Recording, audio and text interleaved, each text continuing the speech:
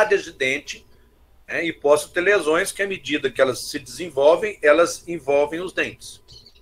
Então, no caso da mobilidade dental, tá, o que vai acontecer se aqueles dentes apresentam mobilidade, significa o quê? Se eu estou tendo mobilidade, significa que eu estou tendo destruição do osso de suporte. Que lesão, então, que vai produzir essa destruição rápida de osso? O processo de crescimento rápido, que pode ser o quê? Processo inflamatório. Um exemplo de processo inflamatório, pessoal, que dá mobilidade no dente. Dê um exemplo para mim. Mais comum.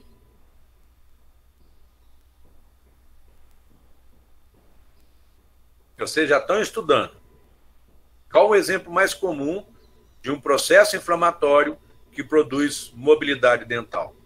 Periodontite. Muito bem, Keros. Muito bem, Isadora. Periodontite. A periodontite é um processo inflamatório, tá? Então, ou então eu posso ter também tumor maligno, que à medida que está crescendo, pode estar destruindo o periodonto, tá? Então, tá vendo a relação? Processo inflamatório, tumor maligno. Migração de dente. Eu tenho um dente e está empurrando, a lesão está empurrando esse dente, mudando o dente de local. Lesão de crescimento lento, tá? Porque ela vai devagarzinho empurrando o dente. Se for uma lesão de crescimento rápido, o que ela vai fazer? Ela vai reabsorver a raiz do dente. Tá? O abscesso dentoalveolar ele produz reabsorção no dente. Tumor maligno produz reabsorção no dente. Alguns tumores benignos também. Tá? Então, se o dente está migrando, significa que é uma lesão de crescimento lento. Ela está empurrando o dente devagarzinho. Da mesma forma, né, eu posso ter reabsorção radicular. Quando esse dente está intimamente, essa lesão está intimamente relacionada à lesão, né, ou é uma lesão que está crescendo rápido, está reabsorvendo a raiz. Tá? Alguns tumores benignos também podem fazer isso, tá? Reabsorção radicular, certo? E a lesão, a hora que ela está crescendo, né, se for uma lesão de crescimento lento, ela vai produzir abaulamento da cortical óssea, né? Agora, se ela está destruindo o osso alveolar e a raiz junto, tá? Significa, gente, que isso aí, para destruir o osso e destruir a raiz de uma vez, porque periodontite ela não destrói dente. Periodontite ela destrói o osso. Então, se está destruindo dente e osso, é tumor maligno. Tá? Então, esse tipo de comportamento é muito importante para a gente identificar, para a gente conseguir fazer o diagnóstico da lesão que esse paciente apresenta. Tá? Professor, Oi. neste caso, o correto seria fazer uma biópsia da lesão, do tecido, no caso tecidual? Você vai aprender isso em estomatologia, que a gente faz, tá? Geralmente, dependendo do tamanho da lesão, a gente faz uma biópsia incisional, tá? Se for uma lesão maior, para depois partir para uma cirurgia mais agressiva, né? Se for uma lesão maligna inicial, você já vai fazer a excisão total da lesão e mandar o material para biópsia, né? Geralmente, esse tipo de cirurgia, quem vai fazer é o bucomaxilo, né? Mas se for pequeno, alguma coisa, o cirurgião dentista vai poder fazer também. Aí você manda o material, né, e se for o caso, aí encaminha para o oncologista para ver se tem necessidade de fazer radioterapia, quimioterapia e assim por diante. Tá? Mas vocês vão ver isso aí muito com a professora Roseli na estomatologia. Acredito que a Carol também deva falar algumas coisas dessa para você. A parte de diagnóstico, só para vocês entenderem, eu trabalho com a parte das imagens e mais as lesões ósseas. A Carol entra com a parte de patologia, né? Patologia geral e patologia bucal aplicada, tá certo? E a professora Roseli, ela vai entrar com a parte das lesões de tecido mole e anamnese de tecido mole da cabeça e pescoço. Então, uma vai estar complementando a outra. E essa parte de tratamento, ela vai dar também lá na estomatologia para vocês, e muitas coisas vocês vão ver na cirurgia também. Tá? Leandro. Oi. A reabsorção em tumores malignos, ela tem um crescimento rápido, né? Sim.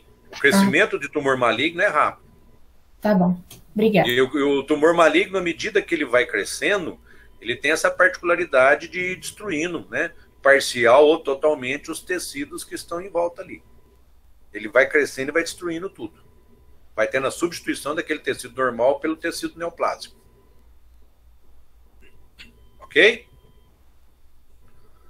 Então, olha lá, pessoal. Só estou mostrando aqui para identificar para vocês. Ó. Eu tenho aqui, ó, uma imagem radiolúcida, tá? Uma imagem radiolúcida. Aqui eu tenho uma imagem radiopaca. E aqui eu tenho exemplos de imagem mistas, tá vendo? Uma imagem radiolúcida com radiopacidade dentro. E aqui uma imagem mista também com várias radiopacidades no interior da lesão, tá? Então, lesão radiolúcida, lesão radiopaca e lesões mistas, tá certo? As lesões, elas podem ser classificadas também com relação ao seu número de lojas, né? Locus, do grego, é loja, né?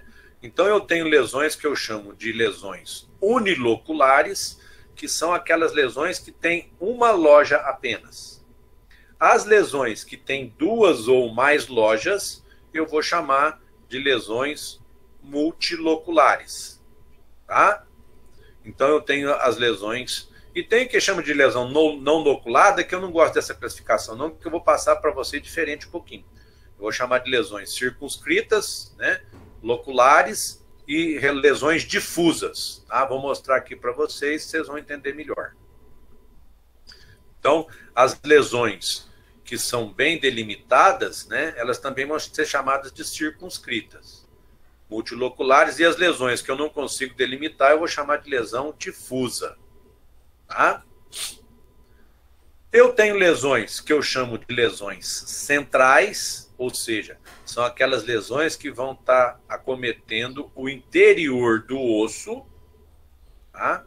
Então são lesões centrais, e tem aquelas lesões que vêm de fora para dentro, que eu vou chamar de lesões periféricas, tá? Então lesões centrais que vão dar dentro do osso, lesões periféricas que vão vir de fora para dentro no osso, certo? Então eu tenho lesões corticalizadas e não corticalizadas. Então vamos entender isso aqui, ó. Quando eu falo que uma lesão é circunscrita, significa que é uma lesão que eu consigo delimitar o seu contorno, tá? Isso aqui é um quadro de um granuloma periapical. Quando essa lesão, ela tiver a presença de epitélio que for proliferar, ela vai virar um cisto. No caso do cisto, que é uma lesão corticalizada, tá? Desculpa, é uma lesão circunscrita, mas ela pode apresentar a linha de osteogênese reacional. Tá vendo que tem uma linha radiopaca em volta da lesão aqui, ó? Tá? Então, quando ele apresenta essa linha de osteogênese reacional, eu vou chamar que é uma lesão corticalizada. Por quê? Porque ela tem uma cortical óssea circunscrevendo a lesão. Então, tem lesão circunscrita e lesão circunscrita de aspecto cístico. Quando eu falo que ela tem o aspecto cístico, significa que ela tem uma cortical óssea, tá? Que é uma linha de osteogênese reacional, um halo radiopaco, circunscrevendo essa lesão. Tá? E eu tenho o que eu chamo de lesão difusa, que é aquela lesão que tem o contorno irregular. Tá vendo? Aqui o organismo, ele formou até uma barreira óssea. Aqui ele tenta modificar. O trabeculado ósseo, ele tenta ficar mais denso um pouco, mas a lesão ela tem o bordo difuso. Tá vendo? Você não consegue delimitar direito o tamanho da lesão. Ó, tá? Então tem lesão difusa, lesão circunscrita e lesão corticalizada, ou lesão circunscrita, tá, de aspecto cístico. Ok?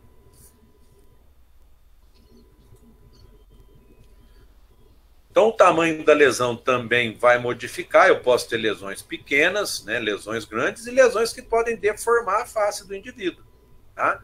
É claro que, à medida que o indivíduo não trata a lesão, consequentemente, tá certo? Ela vai aumentando de tamanho, tá? lesão difusa, que os limites não são identificáveis, tá? Normalmente. Lesão circunscrita, que é uma lesão que ela é bem delimitada, porém ela não tem cortical óssea, e a lesão circunscrita de aspecto cístico ou corticalizada, que é a lesão que apresenta a linha de osteogênese reacional. Tá?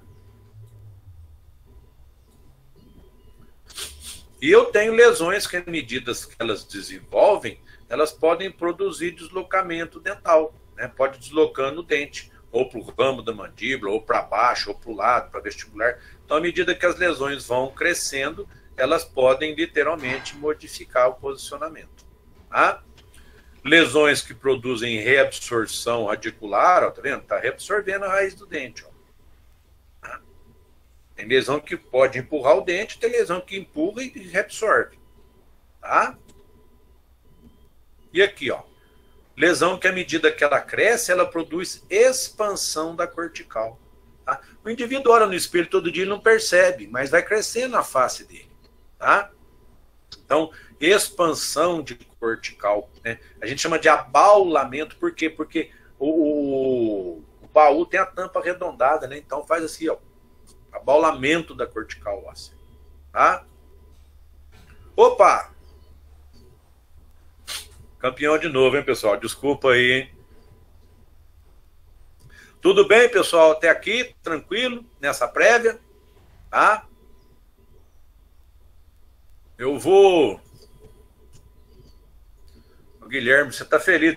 Teu Cruzeiro ganhou ontem, para variar, hein? Freguês é freguês, o Atlético Mineiro é freguês, não tem jeito. Eu vou fazer a correção da prova aqui, explicar para vocês certinho, tirar as dúvidas, tá, pessoal? Então, vamos lá. Deixa eu só...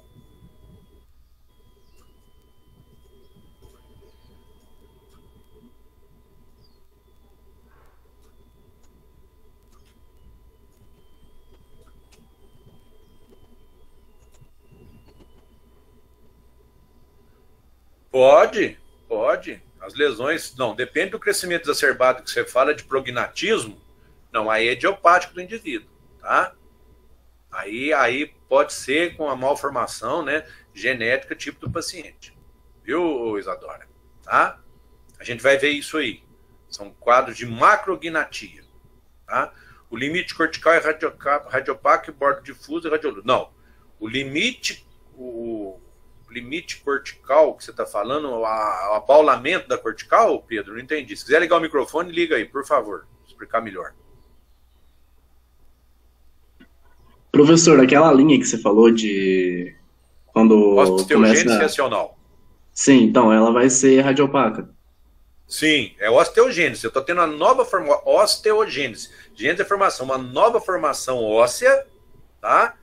Em volta da lesão, que vai dar o aspecto dessa cortical que você está falando, que vai ser o aspecto corticalizado, ou o que a gente chama de aspecto cístico, tá? Aí o bordo não é difuso. O bordo é circunscrito com linha de osteogênese, tá? Sim. Bordo aí, difuso, assim, você vai ter lesão radiolúcida. Sim, aí quando tem um crescimento rápido, vai ser difuso, com radiolucidez. Sim, inicialmente sim, porque na verdade a gente vai ver isso aí, que quando a gente fala de processo inflamatório, a gente divide o processo inflamatório em agudo e crônico. Assim que vocês estudaram, não foi isso? Didaticamente, né? Mas, na verdade, o que a gente tem é o quê? É processo agudo cronificando e processo crônico agudizando. Tá? Então, a gente tem processo que ele vai agudo direto. Tem processo que agudiza, depois cronifica, depois agudiza, cronifica. Tá certo? Então, às vezes eu posso ter essas oscilações no aspecto radiográfico. Mas, de forma geral, um processo lento, se ele começou corticalizado, ele vai continuar corticalizado, a não ser que ele venha infectar. Porque se ele infectar, ele entra no processo agudo. Aí ele pode ter bordo difuso. Tá? Nós vamos ver isso mais para frente. Que o moço teve um aumento acentuado no queixo durante um período de tempo e teve que fazer uma cirurgia de risco por isso. O Isadora precisa ver o que foi. Se foi uma neoplasia, entendeu? Alguma coisa, ou se foi uma outra alteração de hormônio e assim por diante. Tá? Nós vamos ver essas partes aí também. Tá bom? Mais alguma dúvida, pessoal? Alguma pergunta?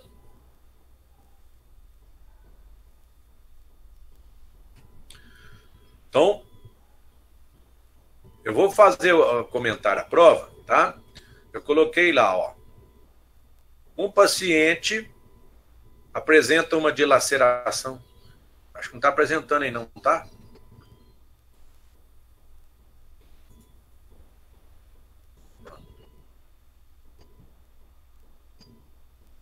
Agora vai. Olha lá. Um paciente apresenta uma dilaceração apical disto-vestibular na raiz distal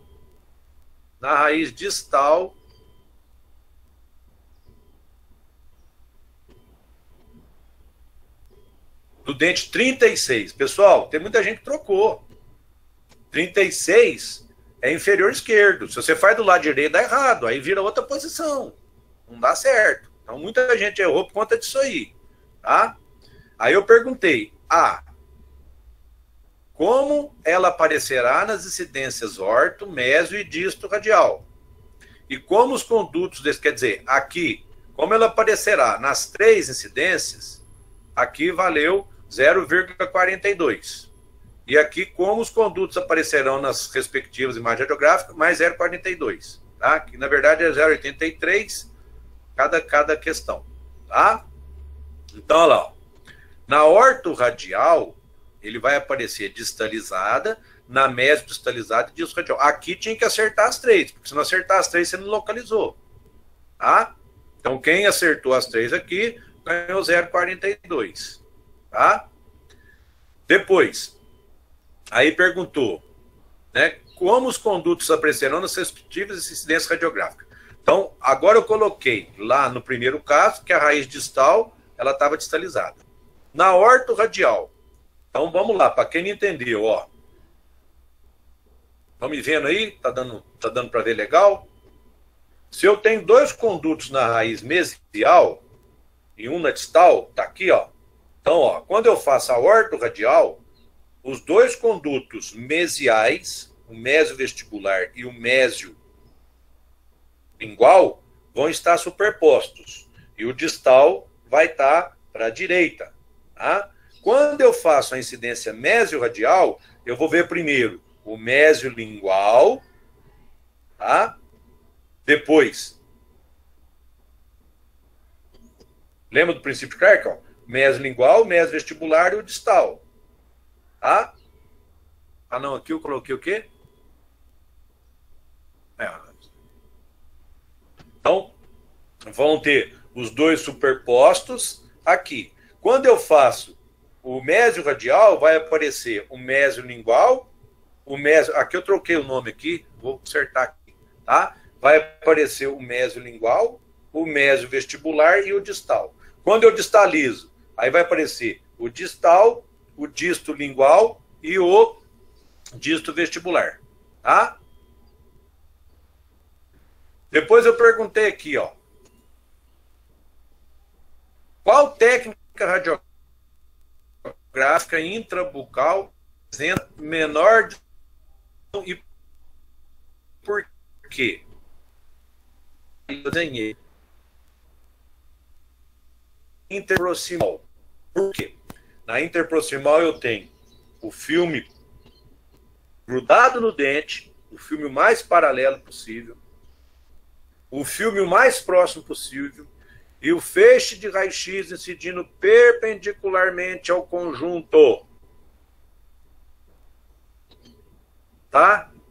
Só faltou a fonte estar no infinito. Tá? Então eu tenho o objeto mais próximo possível do dente, o filme paralelo ao dente e o feixe de raio-x incidindo perpendicular ao conjunto objeto e filme. Então, a interproximal.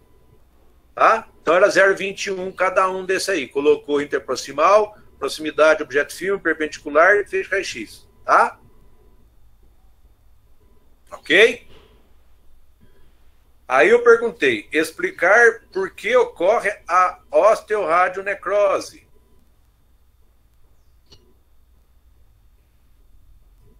Entendeu aí interproximal, pessoal? Tá ok aí? A Isadora disse que travou aí. Tá travado, ok? A interproximal que vocês querem? Vamos lá de novo, ó. Interproximal. Por que interproximal? Porque na interproximal eu vou ter...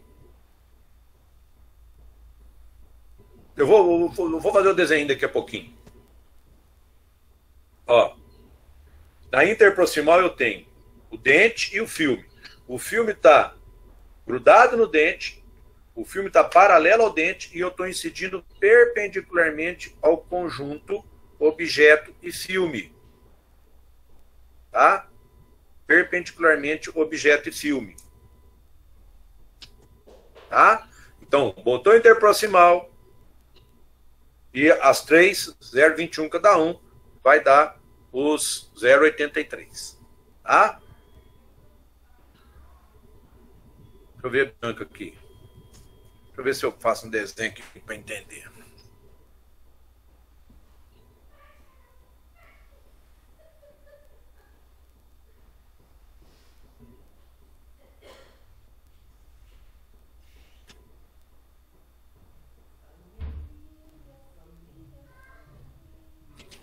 Pois eu volto aqui nessa aqui, tá, Bianca? Não, paralelismo não é. A paralelismo está errado. Tá? Não é a técnica do paralelismo, é a técnica interproximal. Tá? Quem pôs paralelismo está errado. A técnica que tem menor distorção, a pergunta era qual a técnica trabucal apresenta menor distorção e por quê? É a interproximal. Então até que a gente vai ver cárie, adaptação de restauração, com interproximal, não é com paralelismo. Tá? Aí eu perguntei lá, por que ocorre a osteoradionecrose? Então, gente, se eu radiografar um paciente, eu não vou produzir osteoradionecrose. Para que eu tenha osteoradionecrose, é muito importante que eu tenha essas alterações aqui, ó, principalmente. Eu vou ter que ter uma redução de oxigênio do meu osso, uma redução do número de células e uma redução da vascularização. Então, essa condição aqui, ela vai fazer com que o indivíduo tenha uma destruição da quantidade de osteoblastos, né? Em menor grau osteoclasto, que vai fazer, então, com que eu tenha uma reabsorção desse osso, né? Fazendo, então, que, consequentemente, esse indivíduo ele tem uma queda na resposta imunológica, se tornando susceptível a infecções que vão levar a um quadro de necrose do osso, tá? Se o meu osso não apresentar essas três situações aqui, ó, eu não vou desenvolver a osteoradionecrose. Tá? Então a resposta tinha que estar colocando esse aspecto aqui, ó, que isso aqui é o que vai dar a característica. Porque se não for essas condições aqui, eu não vou desenvolver osteoradionecrose. Não quer dizer que o indivíduo foi exposto à radioterapia que ele vai ter osteoradionecrose. Tá? Não necessariamente. Tá certo? Aí eu pedi para explicar 3 fatores relacionados à produção de efeitos somáticos. Gente, presta atenção, hein? Foi aquilo que eu falei para vocês. Falei que essas horas você tem que saber na ponta da língua que é o que o paciente vai perguntar. Tá? Então, eu coloquei vários aqui, mas era para colocar 3. Significa o quê? Que para ter produção de efeito somático, tá? Para ter produção de efeito somático, ou seja, nos tecidos, vai depender de uma série de fatores, né? Qualquer radiação que eu vou estar recebendo, que ela vai estar produzindo efeito somático no meu indivíduo, tá? Então vai depender o quê? Eu pedi para explicar, tá? Então vai depender do ritmo de radiação, da dose de radiação, ou seja, quanto maior a dose de radiação que o indivíduo receber, maior vai ser a probabilidade dele desenvolver os efeitos. O ritmo de aplicação, ou seja, quanto maior for o ritmo, maior os efeitos. Então, obviamente, né, doses, se eu der doses fracionadas ao longo do tempo, elas vão fazer menos mal do que eu der uma dose de radiação para o paciente de uma vez só. Tá? Então, o ritmo de aplicação também vai interferir. O tamanho da área irradiada. Ou seja, Quanto maior a área irradiada, mais precoce vai apresentar alteração somática. Acidente nuclear, radioterapia. Radioterapia eu dou uma dose altíssima de radiação no indivíduo, mas o indivíduo não morre. Por quê? Porque eu estou dando numa área restrita. Tá? Ao passo que no acidente nuclear, o indivíduo vai sofrer uma quantidade de radiação grande, mas muito menor que na radioterapia. E ele vai morrer porque vai pegar no corpo todo. Né? Tipo de radiação. Algumas radiações são mais ionizantes que as outras, como, por exemplo, radiação cósmica, como radiação alfa. Tá? Então, o tipo da radiação também vai produzir um grau maior ou menor de ionização. Né? Idade do indivíduo. Os indivíduos mais jovens, por ter um metabolismo mais acelerado, eles são mais radiosensíveis à radiação do que os indivíduos mais velhos, que já são mais radioresistentes. Né? E o tipo de tecido irradiado, né? Dentro daquela classificação de Kelly, por exemplo, linfócitos, né? Até chegar nas células nervosas, tem aquela variante tipos celulares que vão fazer com que o indivíduo tenha, né, maiores efeitos ou não dos indivíduos. Né? Por exemplo, na radioterapia, há muito linfócito. Por isso que o indivíduo vai ter uma queda na resposta imunológica. Por isso que ele vai ter infecções. Né? Aí aqui eu mostrei essa radiografia panorâmica. Né? Se vocês observarem aqui, né? Vou resposta aqui para vocês. Olha lá. Ó. Se a gente observar aqui... Ah, não, essa é a outra, desculpa. Botei embaixo aqui. Olha lá. Nessa panorâmica eu estou observando o quê? Que este lado direito, o ramo está maior que o lado esquerdo. Então, significa que o lado direito ficou para dentro do fulcro. Então, o paciente ficou com a cabeça virada para o lado direito e o lado esquerdo ficou para fora, que ficou mais fininho. E, além disso, o paciente ficou com a linha do sorriso reta. Isso aqui é um indicativo que o paciente ficou com a cabeça para cima. Então, ele ficou com a cabeça para cima e para o lado direito. Tá? E, na última questão, eu perguntei quais radiografias extrabucais convencionais são mais indicadas para cirurgia. Gente, radiografia convencional, puser até tomografia, ressonância. Você não vai fazer ressonância, tomografia para ver sinusite, pelo amor de Deus. Tá? Quais radiografias extrabucais são mais indicadas para sinusite? 0,21. E como aparecerá a sua imagem? Tá? Mais 0,21. Então, nós vamos utilizar postero-anterior, tá? Mentonaso e frontonaso, certo? A gente põe até PA de mandíbula. PA de mandíbula não é para ver isso aí. Acho que vocês resolveram colar no texto aí, colocaram, põe um monte de gente igual aí. Tá? Eu não vou nem falar de cola, tá, pessoal? Porque teve gente que teve a capacidade de tirar igualzinho só muda a ordem, mas tirou igualzinho do site, tá? E pregou aí. Tá? Eu nem considerei sair para não... Tá? Mas sem comentários, tá certo? Então, eu vou fazer PA, mentonaso e frontonaso, tá? E o que vai aparecer na radiografia, no caso da sinusite? Né? Eu vou ter o seio maxilar, que é radiolúcido, os seios da face, que são radiolúcidos, eles vão apresentar-se radiopacos, tá? E aí eu perguntei qual cuidado no posicionamento do paciente deve ser observado nessas técnicas. Né? O paciente ele deve ser posicionado, né, de maneira para ele não produzir resultado falso positivo no velamento. Como que é isso? Tem que fazer em pé. Porque se você fizer radiografia deitada, tá, o líquido daqui, ó, ele vai dar um velamento total do seio. Na verdade, ele não tem um velamento total, ele tem um velamento parcial do seio maxilar. Tá? Deixa eu abrir uma coisa aqui, só para a gente ver mais fácil isso aqui, quer ver?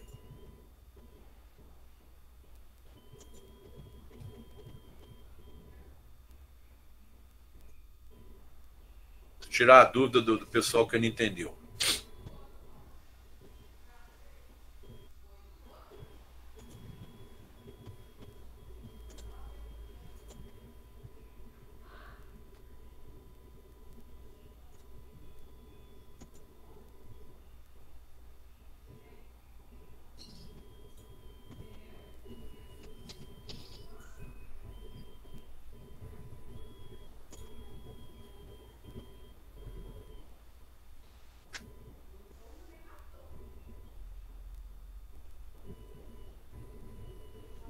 Meio lenta a internet aqui, mas vai.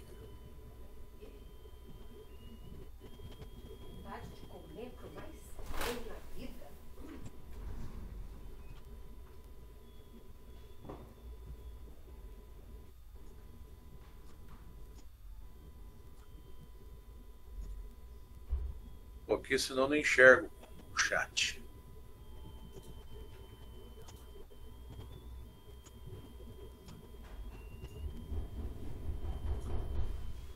Quem tinha perguntado lá atrás, deixa eu ver aqui. Bianca.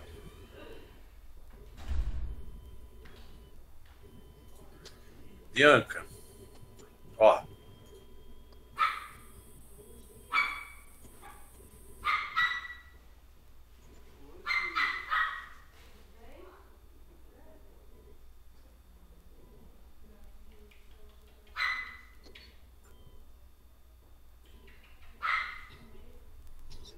Você tem isso aqui, ó.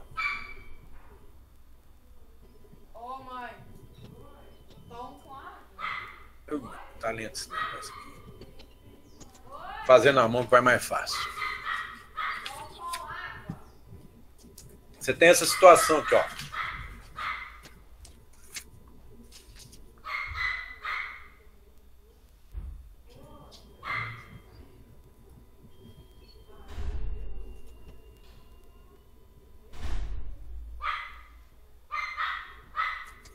Ó. Aqui eu tenho um conduto dente 36, mésio vestibular, mésio lingual e distal. Quando eu faço a orto, tá? Eu vou centralizar esses dois. Então vou ter uma imagem assim, ó.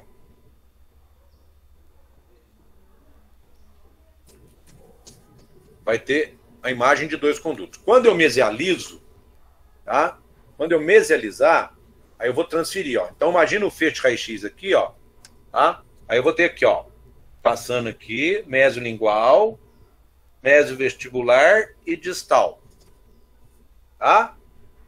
Quando eu distalizo, aí eu vou ter, ó, distal, mésio lingual e mésio vestibular. Tá? Então na orto vão sair superpostos e o distal separado. Na mésio eu vou ter, ó, mésio lingual, mésio vestibular e distal. Na disto eu vou ter distal, mésio lingual, mésio vestibular. Tá? Olha que demônio. Entendeu? Deu para ver aí? A internet tá meio lenta aqui, o John Bor nem abriu. Ok, pessoal?